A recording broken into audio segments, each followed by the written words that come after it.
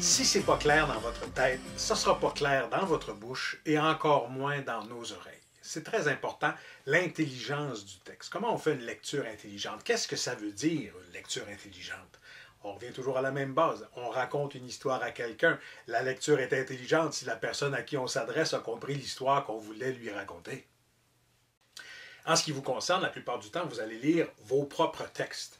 Donc, vous devriez savoir de quoi il en retourne, du moins, je l'espère. Évidemment, moi, c'est tout à fait le contraire. Moi, je lis les textes que les autres ont écrits. Alors, moi, je dois faire de l'analyse, je dois bien comprendre le texte, parce que, comme je vous l'explique, si moi, c'est pas clair pour moi, je ne pourrais jamais faire une bonne lecture. Alors, comment on analyse un texte? Qu'est-ce qu'on fait quand on analyse un texte? Ce qu'on veut faire, c'est évidemment comprendre ce qu'on dit. S'il y a des mots qu'on ne comprend pas, on ne pourra pas les partager. C'est des situations qu'on ne comprend pas, on ne pourra pas les partager. C'est très rare qu'on va faire une lecture à première vue. Règle générale, quand on va lire, on a déjà fait une première lecture pour analyser, bien comprendre c'est quoi l'histoire, de quoi il en retourne, c'est quoi les objectifs des personnages, est-ce qu'on les compose ou pas, combien il y en a, c'est quoi les enjeux. Plus l'histoire que vous racontez, comme dans la vie, quand vous racontez une blague, vous savez où vous en allez. Vous n'inventerez pas une blague au fur et à mesure, là, ou vous ne la défricherez pas, vous la connaissez, vous savez où vous en allez. Quand on fait une lecture, c'est pareil. Je suis toujours fasciné quand les gens me disent « Ah, comment vous faites pour apprendre tous ces textes-là comme acteur? Moi, ça me dépasse. » Bon, premièrement, chaque spécialité, que ce soit un avocat, un notaire, eux autres aussi, ils ont appris plein d'affaires par cœur. Mais nous autres, en tout cas moi comme comédien, c'est évident que quand j'ai fini de questionner un texte, pourquoi je dis ça, à qui je dis ça, est-ce que ce que je dis, c'est vraiment ce que je pense, une fois qu'on l'a trituré, questionné, passé dans la moulinette, règle générale, je le sais déjà. C'est de la paresse intelligente, c'est rare qu'on apprenne un texte par cœur. Très souvent, on s'imagine que les mots sont des fins en soi. Eh bien non. Pour moi, les mots, ce sont des véhicules d'émotion. Les mots, ce sont des véhicules vides. C'est sûr que chaque mot a sa valeur première, mais moi, je vois chaque phrase comme un train avec plein de petits wagons. Et nous, comme interprètes, que ce soit un lecteur ou un comédien, on doit donner un sens à chacun de ces mots-là. Il faut remplir ce petit wagon vide-là d'une signification, d'un sens qui sert l'histoire.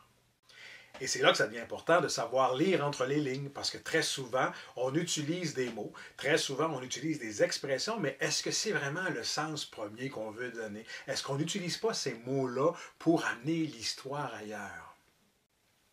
Je vais vous donner un exemple. Souvent, quand je donne des ateliers d'interprétation pour des comédiens, j'ai écrit un texte qui s'appelle « Parler pour rien dire », qui exprime exactement ceci, que les mots sont vides. Le texte est très, très simple. Qu'est-ce que tu fais?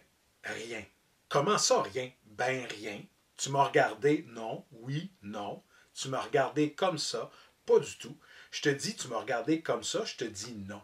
OK. Comment tu m'as regardé d'abord? Je ne t'ai pas regardé. Qu'est-ce que tu as fait? Rien. Donc, vous avez compris que c'est une scène qui joue à deux et volontairement, on peut faire ce qu'on veut avec ces mots-là. Les deux personnages peuvent se creuser. Qu'est-ce que tu fais? Rien. Comment ça, rien? Ben, rien. Tu m'as regardé? Non, oui. Non. Tu m'as regardé comme ça? Pas du tout. Je te dis, tu m'as regardé comme ça? Je te dis non. OK, comment tu m'as regardé d'abord? Je t'ai pas regardé. Qu'est-ce que tu as fait? Rien. Donc, avec les mêmes mots, je peux faire une scène où ça va vraiment pas bien, ce même couple-là. Qu'est-ce que tu fais? Rien. Comment ça, rien? Ben, rien. Tu m'as regardé? Non. Oui, non. Tu m'as regardé comme ça? Pas du tout. Je te dis, tu m'as regardé comme ça? Je te dis non. OK? Comment tu m'as regardé? D'abord, je t'ai pas regardé. Mais qu'est-ce que tu as fait? Rien. Vous avez vu, avec les mêmes mots, deux scènes complètement différentes. Donc, c'est très important quand on raconte une histoire de bien la maîtriser, de savoir c'est quoi cette histoire-là, qu'est-ce qu'on veut raconter, comment on veut la raconter. Il faut faire des choix. Et comment on fait ces choix-là? On fait de l'analyse, on lit entre les lignes, on prend des décisions, on dit, bon, ben, moi, j'interpréterais le texte de cette façon-là. Est-ce que c'est la meilleure façon? On ne le sait pas, c'est la vôtre. L'important, c'est de choisir puis de dire, voici mon interprétation, voici ma version de ce texte-là. Bonne lecture.